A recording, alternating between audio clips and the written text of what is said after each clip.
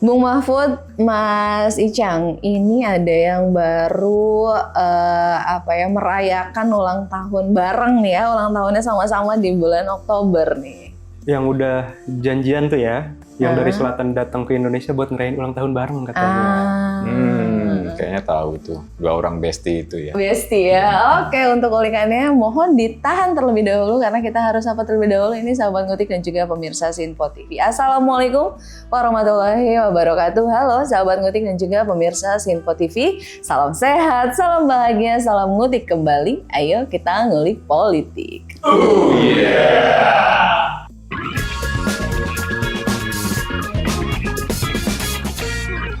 Baik sahabat ngutik dan juga pemirsa Sinpo TV, seperti yang telah Anda saksikan di awal tadi, kami sudah memantik pembahasan begitu apa yang akan kita ulik di episode ngutik kali ini. Dan kali ini seperti biasa ini merupakan episode breaking politik sepekan, di mana saya ditemani oleh dua teman diskusi saya yang sudah hadir bersama saya di studio ngutik kali ini, yaitu ada Bung Mahfud nggak pakai MD dan juga Mas Icang. Halo Bung Mahfud, Mas Icang. Bung Mahfud nggak pakai MD. Oke. Bung Mahfud, Mas Icang, seperti biasa ya, kalau misalnya di episode BPS ya, Breaking Politik Sepekan, ini kita tidak akan membahas isu-isu yang spesifik gitu ya, topik spesifik atau satu topik aja, tapi kita akan membahas ini cukup banyak lah di minggu ini yang juga pemberitaan yang jadi sorotan begitu ya. Nah mungkin untuk komposisinya begitu ya, saya udah ini nih, udah kasih kotak-kotak begitu nih. Ada politik luar negeri, ada topik bidang ekonomi, dan juga ada isu domestik. Nah, kira-kira mau isu mana dulu nih yang kita akan ulik? Mungkin dari Bung Mahfud, Mas Icang, ada isu menarik? Boleh. Tadi yang ulang tahun bareng itu kan dari luar negeri datangnya tuh. Oke, sip. Tapi sebelum itu ternyata kan satu hari setelah kedatangannya Presiden Lula, betul ya, yang tadi bestinya Presiden Brazil ya, itu datang, ternyata Pak Prabowo juga menerima kunjungan kenegaraan dari luar negeri, yaitu Presiden Afrika Selatan. Sebelum setelah ya? Sebelumnya ya? Satu hari sebelum Presiden Lula datang ke Indonesia. Nah, sedikitnya ini saya akan memberikan background terlebih dahulu ya, terkait topik politik luar negeri ini. Jadi Presiden Pak Prabowo ini kan memang menerima kunjungan kenegaraan dari Presiden Afrika Selatan, yaitu Cyril Ramaphosa, itu tanggal 22 Oktober. Nah, untuk background pemberitaan terkait dengan kunjungan Presiden Afrika Selatan ini begitu ya, yang juga saya baca begitu ya, saya catat di pemberitaan media online. Dalam kunjungannya ini, Presiden Afrika ini mengungkapkan Indonesia merupakan mitra strategis, memiliki akar sejarah yang panjang dan mendalam, serta penerus semangat Bandung. Mungkin ada kaitannya dengan konferensi Asia Afrika ya? KAA. Oke, dan juga ini yang juga saya baca lebih jauh lagi begitu ya, kehadiran dari Presiden Afrika Selatan Ramaphosa ini juga mengundang Pak Prabowo untuk menghadiri konferensi tingkat tinggi KTT G20 pada November 2025. Karena memang kan nanti kehadirannya menyatakan dukungan terhadap kepemimpinan Afrika Selatan di KTT G20 dengan menegaskan keberadaan Indonesia serta Asia Afrika sebagai negara besar di belahan dunia selatan dan anggota BRICS. Nah, kemudian nih terkait dengan kunjungan kenegaraan Presiden Brazil di Indonesia ini yang banyak di media menyebutnya sebagai kunjungan balasan setelah lawatan Presiden Pak Prabowo Subianto ke Brasil pada Juli 2025. Nah, kunjungan Presiden Brazil ini tentu aja menjadi momen yang penting yang dapat mempererat hubungan persahabatan antara dua negara maupun personal ya, tadi yang udah bestie begitu, dan diharapkan tentu saja dapat memperkuat kerjasama strategis antara kedua negara di berbagai bidang. Monggo langsung ulikannya Bung Mahfud, Mas Icang. Oke, jadi menarik ya. Beda sehari berarti ya. Kalau nggak salah ketika menyambut Presiden Afsel itu kan di siang hari, sore harinya Presiden Lula itu tiba di Jakarta. Jadi sebenarnya bersamaan tapi ditemui lain hari ya. Keduanya adalah negara Global South, satu dari Afrika, satu dari Amerika Selatan. Keduanya pula pendiri dari BRICS, BRICS ya. kan? Dari akronim itu kan, BRICS itu. Nah, kalau Presiden Cyril itu yang menarik bahwa Pak Prabowo lagi-lagi ya dengan gaya khas beliau, dengan approach yang personal ya, Bung Mahfud ya. Ya, betul. Sempat meneriakan ini ya, teriakan ketika perjuangan apartheid, Amandla katanya. Terus dibalas Awetu atau Ngawetu. Itu kan artinya power to the people. Jadi semacam slogan ketika perlawanan terhadap rezim apartheid, yang mana kan Pak Prabowo juga beberapa kali sempat menyinggung, kita pernah juga mengalami hal yang serupa ya, ketika kolonialisme itu ada politik segregasi atau pemisahan kelas-kelas sosial gitu kan. Nah, kalau yang Pak Lula ini memang lebih banyak ceritanya memang. Gimana tuh? Banyak sih. Yang pertama ini udah janjian tadi yang disinggung ya, ketika kunjungan KTT BRICS ya. BRICS. Di Rio, teruskan dengan kunjungan bilateral resmi ke Brasilia. Waktu itu sudah ada tuh omongan dari Pak Prabowo, diundang lah ya, datanglah ke Indonesia, ke Jakarta, nanti kita rayakan ulang tahun bareng-bareng katanya. Dan memang sih nggak bareng persis ya. Pak Prabowo dengan Pak Lula ini beda 10 hari kalau nggak salah. Hanya di bulan yang sama ya. Oke, Pak Prabowo 17 Oktober, 17 Oktober berarti... Presiden Lula 27. Oke. Makanya dihitunglah beda 10 hari, tengah-tengahnya tanggal 23 Ya, tengah-tengahnya gitu kan. pertemuan itu ya. Tapi Pak Prabowo sempat minta izin dulu ke Ibu Negara. Kalau boleh katanya nanti malam kita rayakan bareng-bareng. Yang akhirnya Pak Lula datang pakai batik gitu kan. Nah, akhirnya disitulah approach-nya memang sangat personal. Tapi ya itu saya kira sih banyak ya yang bisa kita ambil dari Brazil ini, terutama kalau kita lihat dari simbolik penyambutan Presiden Lula di bandara itu. Yang menyambut itu adalah Menteri Pertanian, Pak Amran Sulaiman. Kita tahulah, Bung, Brazil ini adalah salah satu negara penghasil pangan terbesar di dunia. Cukup berhasil di bidang pertanian kan? Iya, namanya juga Brasil. Dia berhasil gitu kan. Padahal kalau kita rujuk ke sejarah, tahun 60-an itu Brasil masih banyak mengimpor pangan dari Amerika. Bahkan penerima bantuan pangan.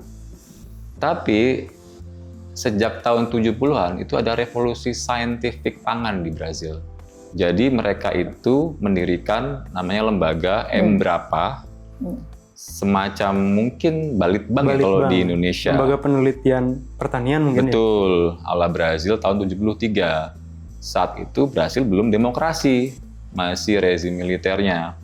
Tapi mereka berhasil menginvestasikan sumber daya manusia untuk terutama meneliti bahan pangan, termasuk juga pertanian, tanahnya, yang paling cocok buat iklim tropis. Jangan lupa, kita dengan Brasil kan punya kesamaan. Di Katulistiwa ya? Betul, Katulistiwa, dan sama-sama memiliki hutan hujan tropis terbesar di dunia.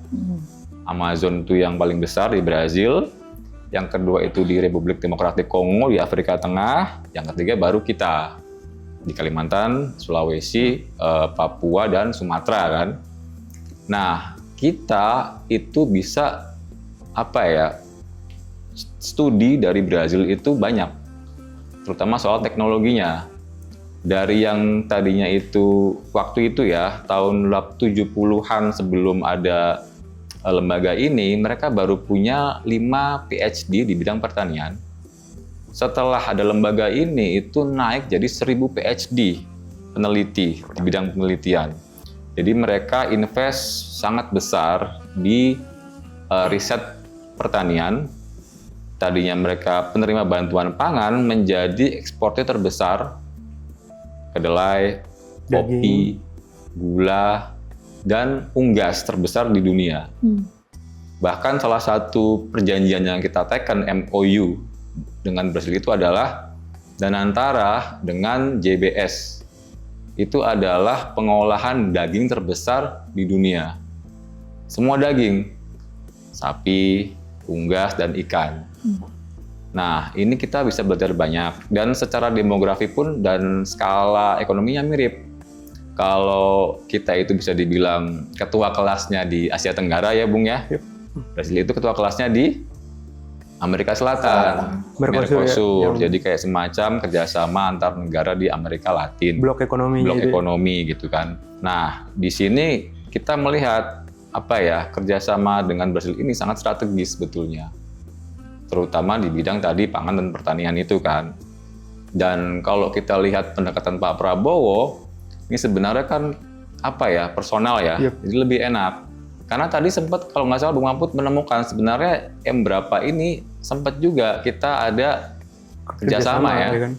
Jadi emang ketertarikan teknologi berapa ini Indonesia cukup lama ya. Dari zamannya Pak SBY, bahkan Pak SBY langsung datang ke Brazil ya. Oh sempat ya. Sempat datang ke Brazil ke berapa. Kemudian ada beberapa kerjasama juga yang dilakukan pemerintah Indonesia dengan berapa. Tapi mungkin ini ya nggak terlalu ada gaungnya saat itu. Mungkin ya kita nggak tahu apa yang terjadi. Cuman kalau nggak ya salah ini ya cek baru sekali ini kan. Benar-benar Brazil dengan kita sedekat itu ya. Betul. Waktu itu saya nggak tahu tuh ketika Pak SBY siapa presidennya ya kan. Karena kan Lula ini kan juga sempat bercanda ke ini kan Pak Prabowo. Dia bisik-bisik mau nyapres keempat kali. Keempat kalinya. Iya. Karena ternyata kan kalau Brazil itu kan boleh ya, asal nggak berurutan. Jadi beda sama Indonesia betul 4 tahun bisa 2 kali. Tapi kalau jeda boleh nyalon lagi gitu kan. Makanya dia bilang saya udah 80 tahun. Tapi saya masih berasa 30 tahun depan saya mau nyalon lagi katanya, nyapres lagi. Iya, responnya Pak Prabowo gimana tuh Mas? Nah itu, kalau di sini bisa sih ya gitu. Tapi nggak bisa di sini gitu kan. Ya. Dan memang alasannya katanya Pak Presiden Lula nantinya bakal banyak ketemu lagi sama Pak Prabowo. Itu dia. Salah satu alasannya. Dan juga ada tuh kerjasama di bidang bioetanol. Biofertilizer ya. Beda lagi Bu. Beda lagi ya?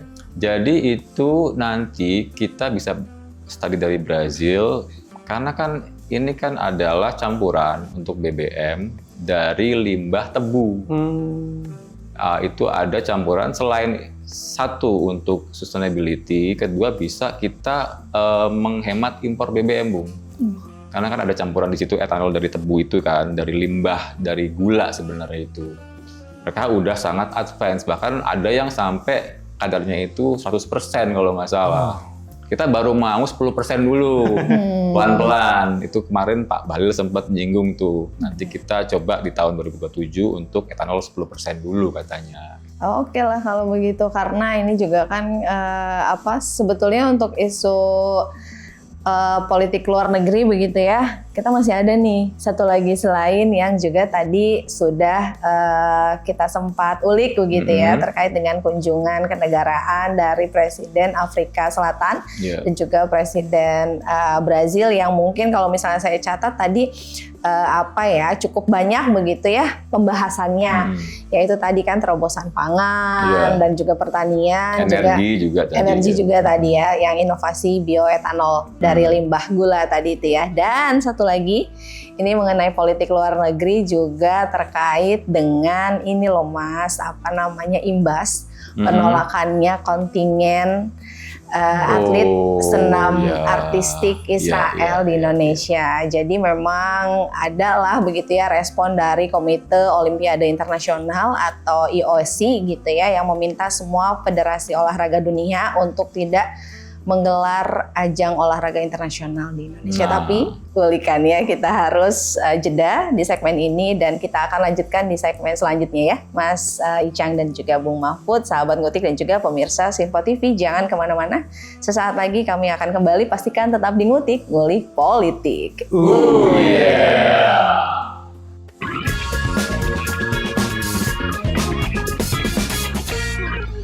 Sahabat Ngutik dan juga pemirsa Sinfo TV, kembali lagi di Ngutik. Ayo kita ngulik politik. Baik sahabat Ngutik dan juga pemirsa Sinfo TV, tadi sebelum jeda itu kita sudah mengulik begitu ya mengenai ini ada kunjungan kenegaraan dari Presiden Afrika Selatan dan juga Presiden Brazil.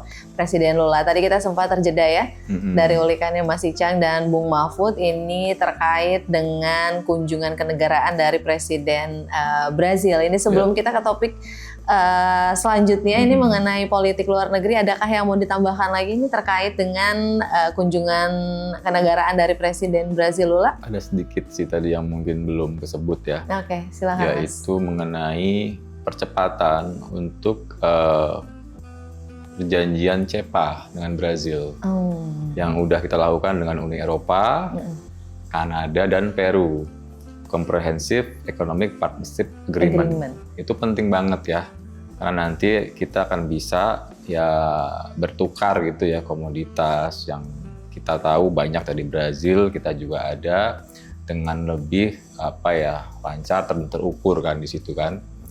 Dan yang kedua ini yang menarik, ini mungkin soft diplomasinya Pak Prabowo mengenai bahasa Portugis untuk diajarkan di sekolah-sekolah kita. Oke, itu berarti levelnya untuk mungkin sekolah dan universitas ya. Oh, oke, SMA ya?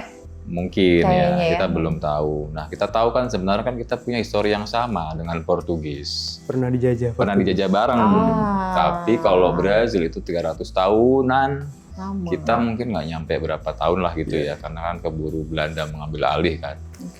Nah, sebenarnya kan kalau kita kan udah lama mungkin jejaknya, beda sama Belanda ya yang 3,5 abad.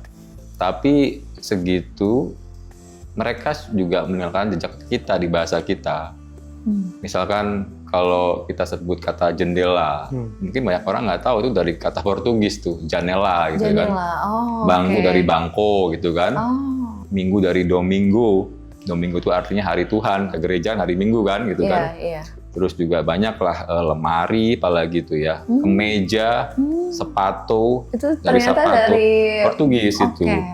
Jadi kalau dari segi kita bahas roots-nya sebenarnya ada di situ. Dan saya juga pernah pribadi ikut kelas bahasa Portugis Sumber namanya itu. Susah nggak? Nggak terlalu sih sebenarnya, nggak sejelimet Rusia ya, tapi karena udah 20 tahun yang lalu saya udah lupa, cuman inget obrigado aja udah sekarang. Apa tuh? Terima kasih. Terima kasih. Kan Sama-sama. sempet kan, kalau sama-sama apa tuh? lupa. Ya.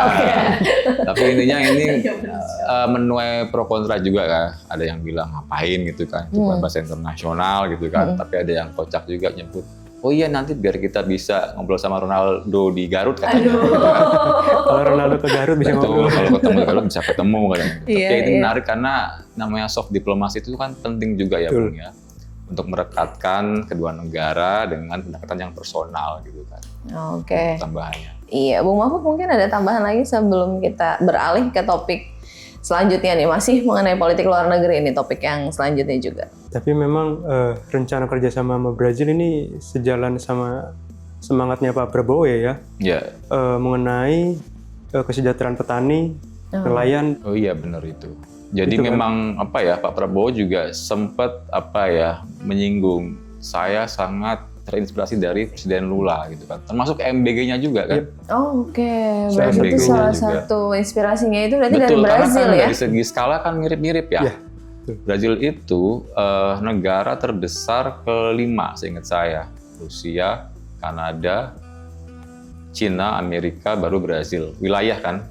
Tapi kalau penduduk mungkin di bawah kita 2 step ya, di bawah Nigeria, 200 jutaan juga, dan luasnya 4 kali lipat luas daratan kita, Bung. Dan kemarin kan sempat ya Ibu Negara Brazil itu mengunjungi sekolah di Jaktim ya untuk mengecek, dan Pak Prabowo bilang nggak sungkan-sungkan belajar dari Presiden Lula gitu kan. Oke lah, mungkin ada yang mau ditambahkan lagi, Bung Mahfud? Cukup ya, kita beralih ke topik politik luar negeri lainnya yang juga tadi saya sudah sempat memantik begitu ya sebelum kita break, ini mengenai imbas penolakan kontingen atlet senam artistik Israel di Indonesia. Ya. Lagi-lagi nih Israel. Gimana Bung itu? Iya. Mahfud? Jadi kan kemarin tuh rame ya penolakan atlet senam artistik Israel untuk datang ke Indonesia kan. Kemarin di Jakarta. Kemarin kan Indonesia jadi tuan rumahnya kan. Kemudian ternyata penolakan ini ada imbasnya, Mas Icang. Kita sempat tebak-tebakan ya, apa nih kira-kira setelah FIFA yang dulu U20 itu kan. Ya, ternyata standar gandanya FIFA juga ada nih. Berlaku juga di Komite Olimpiade Internasional. Betul. IOC ya. IOC. Iya. Di mana Komite Olimpiade ini merekomendasikan ya supaya gelaran tidak digelar di Indonesia ya. Betul, bahkan wacananya kita akan dilarang untuk menggelar kejuaraan dunia apapun versi IOC. Di mana kita ketahui bahwa Indonesia tuh lagi berjuang ya buat jadi tuan rumah Olimpiade tahun 2036. Betul. 36. Jadi IOC itu secara terang-terangan ya, banned lah ya bahasanya. Iya, banned. Di banned gitu. Cuman kan banned ini atau pelarangan ini kan bukan barang baru ya Mas ya. Bukan pertama kali, bukan di satu cabang olahraga. Sebelumnya di bola, U20 kemarin Indonesia nolak Israel. Konsekuensinya Indonesia status tuan rumahnya dicabut. Yang sudah kita habis ratusan miliar mungkin. Udah siap-siap, stadion udah pada direnovasi. Kemudian karena emang sikap konsisten kita, jadi kita harus konsekuen gitu kan. Iya. Kemudian kalau kita menilik jauh juga Mas, udah pernah kejadian kan? Pernah ya. Pernah kejadian waktu tahun 1963 ya. 62 di Asian Games. Oh iya. 62 Asian Games waktu itu kan tuan rumah juga kan? Iya, Indonesia waktu itu tuan rumah Asian Games, di mana kita menolak kontingen dari Israel dan Taiwan. Pada saat itu. Kemudian ini juga banyak mendapat kecaman keras ya. Salah satunya waktu itu pejabat Asian Games dari India tuh menolak keras ya tentang sikap Indonesia ini. Di mana waktu itu wakil presidennya kalau nggak salah ya, wakil presiden Asian Games dari India membela bahwa Asian Games tuh nggak lengkap tanpa kehadiran Israel dan Taiwan pada saat itu. Mending nggak usah disebut Asian Games lah, gitu kan pada saat itu. Karena kita menolak, kemudian pada tahun selanjutnya ya, kita juga ditolak tuh untuk mengikuti Olimpiade. Oh iya, yang 2 tahun setelahnya 64 kalau nggak salah, di Tokyo ya. Di Tokyo gitu kan. Di banned ya. Tapi sebelum itu karena mendapat kecaman, terus menolak Israel, kita juga waktu itu mengadakan Olimpiade tandingan. Betul. Olimpiade tandingan. Waktu itu namanya Ganevo ya Mas. Ganevo Games New Emerging Sports ya. Waktu itu di mana ini tuh tandingan Olimpiade dari negara-negara Barat ya. Betul. Waktu itu pesertanya Indonesia, Korut, Cina, Rusia, dan Vietnam ya. Banyak sebenarnya sih, tapi itu juga global. Betul. Dan Ganevo ini memang semacam perlawanan terhadap Barat ya. Cuman memang satu ya, ini kan kita tahu Indonesia itu saat itu sebagai bentuk solidaritas kita terhadap Palestina satu. Kalau menolak Taiwan memang itu karena kita waktu itu kan dekat relasi dengan RRC. Sampai sekarang pun kita nggak pernah mengakui Taiwan sebagai negara independen gitu kan. Bisa dibilang ya mungkin itu provinsinya Cina aja lah gitu kan. Ya kayak seolah kalau Cina ngakuin Papua negara sendiri kan kita juga pasti nggak akan terima gitu kan. Tapi memang Ganevo ini sayangnya nggak bertahan lama Bung ya. Cuman berapa 3 kali kejuaraan kalau cuman 3 kali itu pun yang pertama global, taraf internasional dari Afrika ada, Asia, dari Amerika Latin ada, Eropa juga ada waktu itu Bung. Hungaria juga ikut kalau nggak salah. Yang blok timur lah ya gitu ya. Tapi yang kedua itu dan ketiga itu skalanya Asia aja, kecil. Bahkan yang terakhir itu kalau nggak salah di Pyongyang, Bung. Di Korea Utara. Yang sekarang jadi negara isolasi ya gitu kan. Tapi ya inilah, kita bukan yang pertama kali menghadapi hal semacam ini. Dan Pak Erick Thohir pun, Menpora kita juga sudah statement ya, ini belum final, masih taraf rekomendasi katanya. Kita bisa negosiasi. Tapi kalaupun enggak pun ya kita nggak tahu untuk ke depan seperti apa ya. Apakah akan ada New Ganevo, Bung? Kita belum tahu tuh. Tapi lagi-lagi ini konsekuensi yang harus kita hadapin. Sudah pernah kita hadapi juga di tahun 60-an plus kemarin di U20 itu. Iya, mungkin mau menambahkan ini terkait dengan poin dari negosiasinya begitu ya. Ini yang juga saya catat nih, Bung Mahfud dan Mas Icang. Jadi larangan tersebut juga akan berlaku katanya hingga Indonesia itu memberikan jaminan.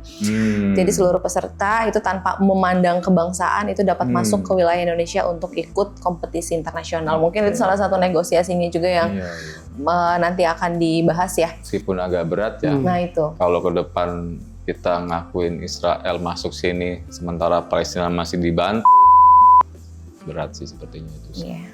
Oke lah, untuk politik luar negeri mungkin sebelum kita berpindah nih untuk isu domestiknya, itu mau ada yang ditambahkan lagi, Bung Mahfud? Cukup ya? Next ya. Nah kita beralih ke isu domestik ini yang pertama yang juga lagi rame, lagi jadi sorotan di bidang ekonomi nih. Wah lagi-lagi. Menteri Keuangan Pak Pur. Nah yang kali ini adalah yang juga sebetulnya kita sudah bahas nih Mas, Bung gitu ya mengenai polemik dan ini ada kesepakatan baru yaitu ada restrukturisasi hutang proyek kereta cepat WUS yang telah disepakati di tenor 60 tahun. Jadi 60 tahun. Panjang berarti ya. Iya, jadi lebih panjang kan sebelumnya 40 tahun ya? 45 kalau nggak salah. 45. 40 tahun. 40 tahun 40 sih ya? kalau yang saya catat dari sumber media. Begitu. Jadi memang isu hutang proyek kereta cepat WUS ini kan masih terus berlanjut lah begitu ya. Nah, mungkin sedikitnya gitu saya kasih background mengenai hutang proyek kereta cepat ini akibat pembengkakan biaya dan kerugian operasional. Ini totalnya diperkirakan mencapai sekitar 7,2 miliar dolar Amerika Serikat atau 116,5 triliun. Nah, kemudian isu ini semakin ramai dibahas setelah Menkeu Pak Purbaya ini menolak membayar proyek kereta cepat ini dengan APBN. Dan akhirnya salah satu opsi yang dianggap sebagian pihak, ini juga Pak Pur juga kasih jempol gitu ya, bilang top yaitu adalah memperpanjang tenor pembayaran 40 tahun itu menjadi 60 tahun. Nah, pihak Indonesia dan Tiongkok pun telah menyepakati perpanjangan tenor hutang ini hingga 60 tahun. Nah, ini kalau misalnya saya boleh ulikannya gitu ya dari Bung Mahfud sama Mas Icang terkait dengan apa ya pembayaran hutang di tenor 60 tahun itu skemanya gimana tuh? Gimana, Bu? Nah, Bung. Mas. Jadi lumayan win-win solution ini Mas ya. Meskipun nggak enak semua ya, kayak bos malah kamar. Maju kena, mundur kena gitu kan. Karena kan kalau misalkan kita tetap berpatok pada tenor yang awal 40 tahun. 40 tahun rasanya melihat keuangan PCIC berat gitu kan. Sekali, ya. Kemudian ditata ulang, direstrukturisasi, sepakat bahwa menjadi 60 tahun. Mungkin ini jalan tengah yang diambil kan, mengingat kita menolak menggunakan APBN untuk membayar utang ini kan. Iya, karena ini kan B2B ya sebenarnya. B2B, business to business. Iya kan. Kemudian pemerintah Cinanya juga menyambut baik gitu kan tentang rencana tata ulang utang ini akan memfasilitasi lah gitu kan mengenai bagaimana baiknya untuk ke depan gitu kan, mengingat rasanya proyek ini juga masih akan panjang ya. Bukan hanya ke Bandung, tapi rencana kan ke Surabaya. Ya, kan, gitu kan. Betul. Kalau boleh saya tambahkan, jadi kan memang Pak Doni Oskaria ya, dari Danantara ya, itu sudah menyatakan akan mengirim tim negosiasi ke Cina langsung. Ke Cina, meskipun sudah disepakati kan. Dan sebelum itu juga sudah melibatkan Kementerian Infrastruktur dan kewilayahan. Betul, itu dari Pak Mas Ahaye juga gitu kan. Iya.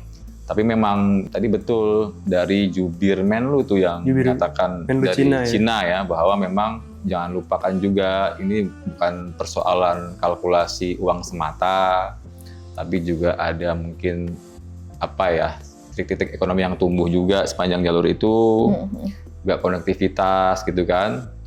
Dan Pak Doni juga apa ya, mungkin sebagai excuse juga lah ya gitu, bilang bahwa memang betul lah di luar dari segala polemiknya, WUS ini kan setiap hari sudah mengangkut penumpang 20-30 ribu. Jadi memang ada semacam apa ya, semacam mungkin ya kita memang bermasalah dengan hutang yang membengkak sampai 60 tahun loh. Berarti kalau dihitung kan, kalau ke belakang itu tahun 65 berarti. Baru lunasnya sekarang. Lunasnya hari ini, kan lama sekali ya. Tapi ya sudah menjadi bubur, bikinlah bubur yang enak aja mungkin gitu kan ya. Jadi ya itu kayak semacam penghiburan mungkin Bung ya. Iya, betul. Bahwa yang penting ya jadi dulu gitu kan, nanti bisa diteruskan ke Surabaya dan sekarang pun ada manfaatnya. Tumbuhlah itu mungkin titik-titik baru di sepanjang jalur itu ya kan. Tapi ya mungkin ini sebagai semacam peringatan Bung ya. Ke depan pejabat kita lah ya, kelak kalau ada nanti proyek yang dalam skala besar gitu ya, katakanlah gitu, harus hati-hati dengan skema pembiayaannya. Betul. Jangan sampai gitu kan menyimpan bom waktu baru, nanti yang cuci piring pejabat yang masa depan. Betul. Jadi ya tolong berhati-hatilah nanti. Setuju sama Mas Icang, tolong berhati-hatilah ini untuk ulikan bidang ekonomi di restrukturisasi hutang proyek kereta cepat WUS ya. Nah, kita masih ada nih untuk pembahasan di bidang ekonomi lainnya, tapi kita harus bahas di segmen selanjutnya karena kita harus jeda terlebih dahulu ya. Sahabat Ngutik dan juga pemirsa Sinpo TV, jangan kemana-mana, setelah ini kami akan kembali. Pastikan tetap di Ngutik, Ngulik Politik.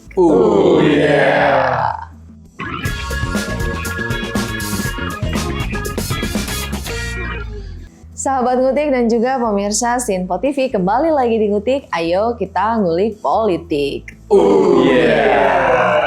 Baik sahabat Ngutik dan juga pemirsa Sinpo TV, kita sudah ada di penghujung segmen. Ini segmen terakhir di episode Ngutik kali ini, di mana tadi kita juga sudah membahas di isu domestik, bidang ekonomi. Kita akan melanjutkan kembali ini ulikan di bidang ekonomi yang lain ya. Masih ada nih, jadi catatan saya siap-siap ya buat ulikannya Bung Mahfud dan juga Mas Icang. Nah, yang selanjutnya ini adalah polemik beda data terkait data mengendap pemerintah daerah. Ini juga kan sedang ramai ya. Jadi sorotan yang terbaru ini terjadi beda hitungan nih Mas antara Menkeu Purbaya, Mendagri Tito Karnavian, dan yang lagi rame sama Gubernur Jabar. Gubernurnya Bung Mahfud. Kang Dedi. Nah, jadi kalau misalnya saya bisa rincikan begitu ya dari versi Pak Purbaya, ini kan berdasarkan data BI katanya ada dana mengendap sebesar 233,9 triliun. Ini data sampai 30 September. Nah, kemudian kalau dari Kemendagri ini menunjukkan per 17 Oktober di 2025 ini dana Pemda di rekening kas daerah mencapai 215 triliun. Nah, kalau misalnya yang rame versinya Menkeu katanya Jabar itu punya dana mengendapnya sebesar 4,17 triliun.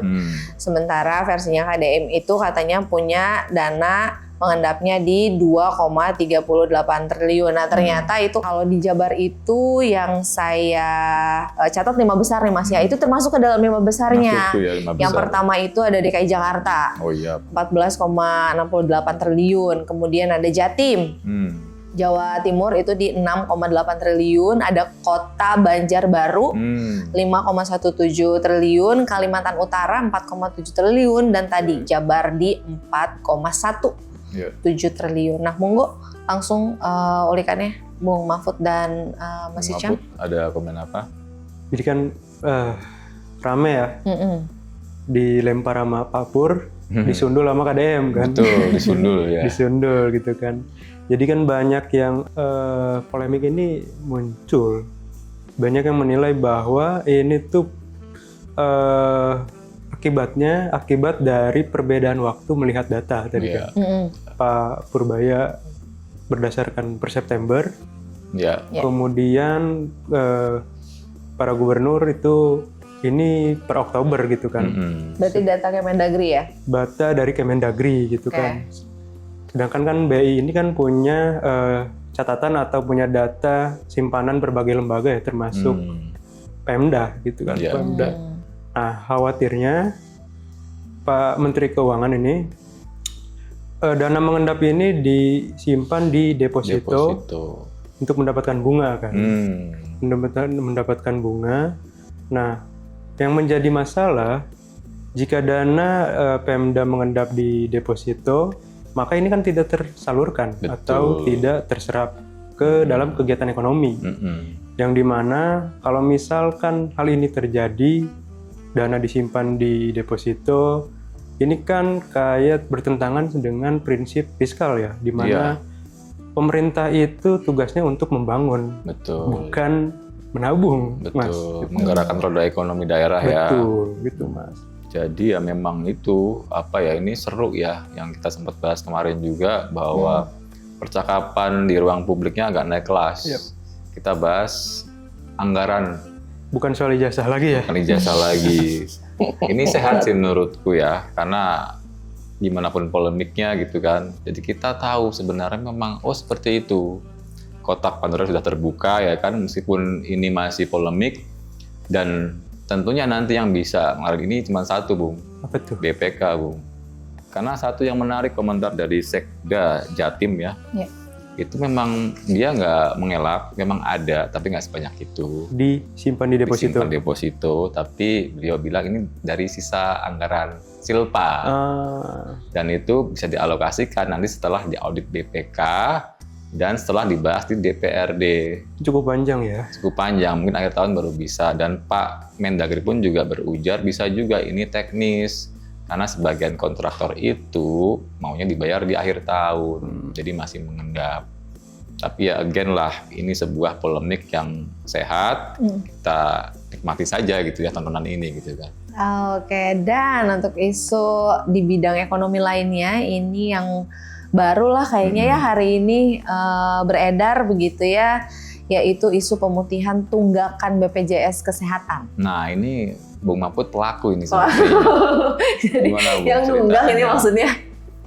Jadi sampai kan ya pemutihan tunggakan BPJS ya. Cuman jangan dulu disalahartikan gitu kan. Betul. Untuk semua peserta, karena pemutihan ini hanya berlaku untuk beberapa peserta aja kan. Pemutihan ini hanya berlaku, Mas, kata Direktur BPJS-nya, pemutihan ini tuh berlaku hanya mereka peserta yang tadinya peserta mandiri, kemudian bermigrasi ke peserta PBI. Oh, PBI ya. PBI ini peserta penerima bantuan iuran, di mana PBI ini ditanggung oleh APBN dan APBD. Nah, jadi peserta-peserta yang sebelumnya bermigrasi, peserta mandiri yang bermigrasi ke PBI masih memiliki tunggakan, nah itu dia dibersihkan. Namun dibersihkannya ini hanya periodenya 2 tahun terakhir, Mas. Maksimal 2 tahun ya. Maksimal 2 tahun terakhir. Jadi cukup saya meluruskan ya, tidak semua peserta itu dapat pemutihan gitu. Itu kan kalau nggak salah berarti yang selevel tingkat berapa ya? Kalau misalkan PBI itu kelas 3, Mas. Kelas 3. Kelas 3. Oke. Berarti jangan sampai juga orang yang mampu gitu kan nunggak terus ini kesempatan nih gitu. Nah itu yang juga jadi kekhawatiran, Mas. Memang kan kalau misalnya pronya gitu ya, dinilai itu kan dapat membantu rakyat kecil dan membuka kesempatan untuk kembali aktif tanpa terbebani denda. Nah, kontranya itu dikhawatirkan peserta tuh bisa menunda bayar dengan harapan ya udahlah akan ada pemutihan lagi di gitu betul itu dia. Ya itu harus dicek ya. Pak Pur juga sempat ngomong kan kemarin ketemu di BPJS pasti tanya itu orang IT-nya berapa sih? 200 orang. Wow. Wah itu bisa bikin perusahaan sendiri katanya gitu kan. Tolong maksimalkanlah itu IT-nya gitu ya untuk cross check data, jangan sampai ini salah sasaran, dia bilang seperti itu kan. Iya, untuk negara sendiri tuh kalau nggak salah saya catat Pak Menkyu Perbaya aja sudah menyiapkan sekitar 200 T ya? 20. Iya, 20 T, 20 triliun untuk pemutihan ini ya. Tahun depan berarti itu ya, 2026. Iya, katanya begitu ya. Oke deh, dan selanjutnya ini rasanya kita harus beralih dari isu di bidang ekonomi. Ini juga ada isu domestik yang juga jadi sorotan begitu, atau ada yang mau ditambahkan lain? Dan memang Mas, berarti ya ada kabar baik juga dari Kementerian Keuangan yang mengatakan akan menunda dulu ya kenaikan iuran BPJS. Itu udah lama tuh wacananya kan ya, kalau nggak salah ya. Betul, cuman kan Pak Pur nih menegaskan bahwa kalau ekonominya belum bagus, jangan dulu diotak-atik lah untuk iuran ini. Gitu kan. Berarti semacam garansi dari Pak Pur tuh ya, tunda dulu ya. Menarik itu. Menarik. Oke, dan selanjutnya kita akan berpindah ini dari isu di bidang ekonomi ke isu domestik lainnya yang juga cukup dapat banyak sekali sorotan. Nah, yang pertama saya catat ini adalah CT atau Bapak Hairul Tanjung, pendiri CT Corp gitu ya, sekaligus pemilik Trans 7 ini hadir. Datang sowan ke Lirboyo, Kota Kediri untuk bertemu Kiai Anwar Mansur. Nah ini tuh terkait dengan tayangan Expose Uncensored. Oh, yang sempat kita bahas minggu lalu ya. Ini ada perkembangannya. Jadi memang dalam kunjungan tersebut CT didampingi direksi Transcorp gitu ya, menyampaikan permohonan maaf secara langsung dan juga menegaskan akan memastikan tayangan serupa tidak terulang di masa mendatang. Nah, CT juga telah mengambil langkah tegas nih Mas, yaitu pihak yang bertanggung jawab atas tayangan itu sudah dipecat katanya gitu. Juga sudah menghentikan kerjasama dengan production house yang memproduksi dan memproduksi program tersebut begitu. Oh, ternyata kalau misalnya kita melihat background yang seperti ini, artinya Expose Uncensored itu punya PH ya, nggak diproduksi langsung dari pihak vendor ya, nggak diproduksi langsung dari Trans 7. Nah gimana tuh terkait dengan isu ini? Ada ulikan khusus terkait ini Bung Mahfud, Mas Icang? Kalau melihat soalnya CT ini emang agak unik juga ya kemarin, dimana ramai juga kan dinilai menyakiti perasaan santri dan kiai gitu kan. Namun yang uniknya itu adalah after kejadian itunya Mas ya. Dimana kejadian tayangan dimana yang memicu ada reaksi yang luar biasa dari para santri dan kaum Nahdien gitu kan, dimana langsung menggeruduk Trans 7 gitu kan. Iya, yang di kantor Jakarta itu ya. Kantor Jakarta. Sempat ada orasi yang luar biasa. Ya, keras gitu ya. Kemudian enggak cuma itu Mas, yang bikin melebar kemana-mana gitu loh. Dimana ini tayangan Trans 7 gitu. Kemudian kemarahan juga berimbas ke grup CT lainnya, Transmart. Iya. Trans Studio juga ya. Yang di Bandung. Sama ini yang di Bogor, Bang Mega. Aduh. Gak luput dari imbasnya demo ya. Gak luput dari demo, ikut juga kena imbasnya. Ya dengan kehadirannya CT ke Lirboyo ini menurut saya clear ya. Jadi sudah damai kedua belah pihak. Cuman kedepannya agak membuat kita lebih hati-hati ya. Bisa jadi ya, semacam jadi presiden gitu ya. Kalau kan sebenarnya kan ya terlepas dari provokasi tayangan itu ya.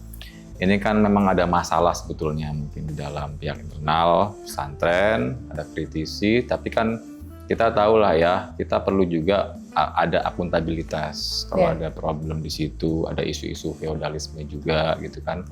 Tapi ya udah, mungkin ini cara khas orang Indonesia dalam menyelesaikan masalah ya, dengan langsung turun gunungnya Pak CT ya kan, aja terakhirnya gitu kan. Mudah-mudahan sih udah reda lah ya. Jadi baik pihak kaum Nahdien bisalah untuk menahan diri gitu kan ya, mudah-mudahan ya. Oke, dan selanjutnya ini juga masih isu domestik yang juga menjadi sorotan nih selama sepekan ini begitu, yaitu meme dari Menteri ESDM Pak Bahlil Lahadalia yang viral di media sosial dan kontroversi laporan terhadap pembuatan meme Bebek Bung Bahlil kalau Bung Mahfud tadi ini bilang. Kalau boleh dikelirkan lebih dahulu, sebetulnya itu belum ada laporan yang dibuat, Neng Tia. Belum ada laporan resmi ya? Betul, karena kan dari ini ya, Direktorat Cyber Polda Metro sudah menyatakan bahwa kedatangan AMPG ya dan AMPI itu baru di tahap konsultasi hukum. Karena kan kalau kita telah lebih lanjut kan ini sebenarnya masuk ke delik aduan ya. Jadi harusnya itu yang melaporkan yang bersangkutan langsung Pak Bahlilnya. Ya. Tapi kalau kata pihak Golkar kan sekjennya waktu itu Pak Sarmuji ya mengatakan mungkin ini adalah spontanitas dari anak-anak muda membela marwah ketua umumnya gitu kan. Dan memang yang menarik adalah di hari ini ya, Pak Bahlil itu sudah menyatakan memaafkan yang membuat meme tersebut. Dan bahkan ada narasi yang agak lumayan syahdu di situ, Bung. Apa tuh? Bahwa saya memang sudah biasa dibully dari kecil katanya. Bahwa orang tua saya itu, ayah saya buruh bangunan, ibu saya buruh cuci gitu kan. sudah biasa saya dibully. Dan tapi ya tolonglah ya, kata beliau gitu, lebih kurangnya kalau kritik kebijakan it's okay, nggak masalah. Iya. Tapi tolong jangan personal, jangan rasis ya kan. Iya. Tapi ya kita tahu lah, mungkin ini juga nggak serta-merta Bung ya. Ini adalah mungkin bentuk ekspresi ya. Yep. Dari berbagai kejadian sebelumnya gitu. Mungkin Bung punya ini catatan sedikit soal itu. Jadi kalau saya melihatnya sih ini kayak akumulasi kekesalan publik ya. Munculnya meme ini berarti gitu ya. Munculnya meme ini gitu kan. Jadi publik tuh geram ya. Geram dan gedek mungkin ya. Greget gitu kan. Mengenai kebijakan-kebijakan dari Mas Bahlil ini gitu. Iya. Jadi kan Mas Bahlil ini kan cukup fenomenal ya. Iya. Sangat Sangat fenomenal. Kebijakan-kebijakannya apalagi gitu kan. Iya. Dimulai dari penghapusan pengecer LPG. Itu kan yang bikin sampai ada korban ya. Kemudian pembatasan impor BBM gitu kan untuk swasta, yang menekan SPBU swasta tuh, yang tadinya para pengguna SPBU swasta tuh merasa kesal gitu, mereka harus menggunakan produk monopoli dari Pertamina.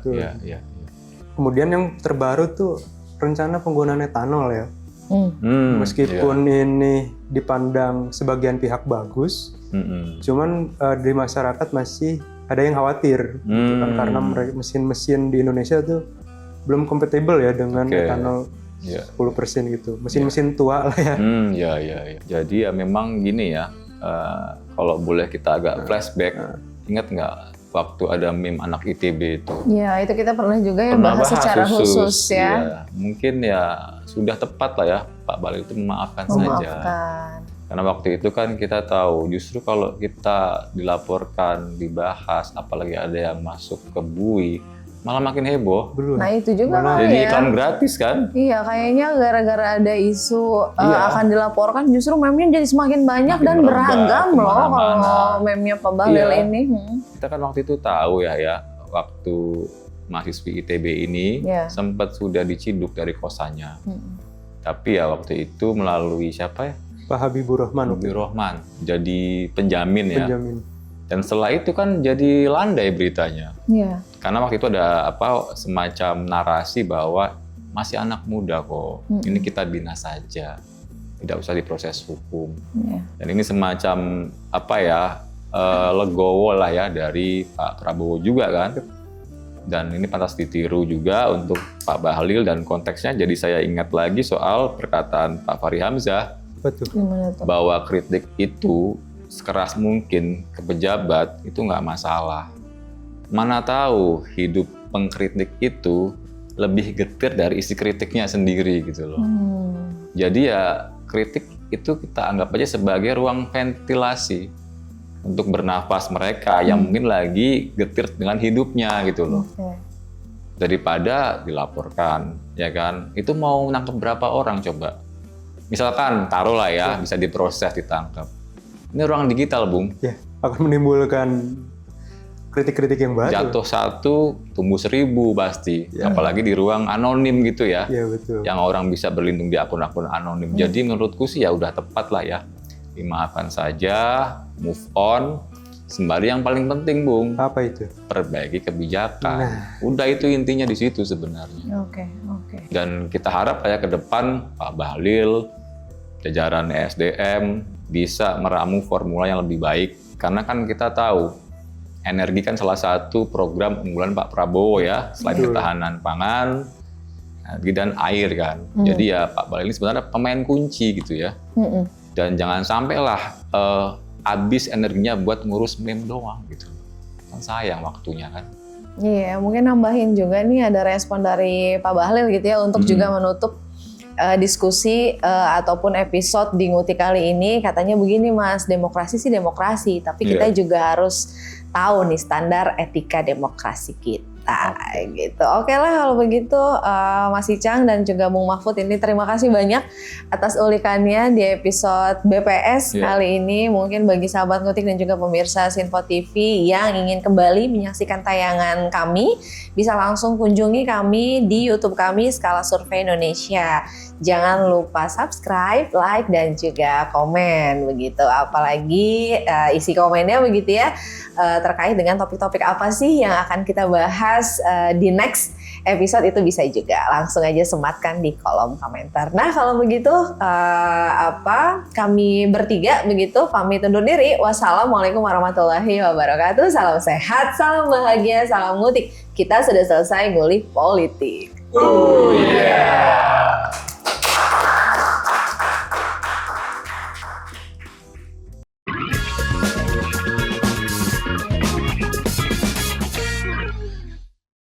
Berkolaborasi dengan.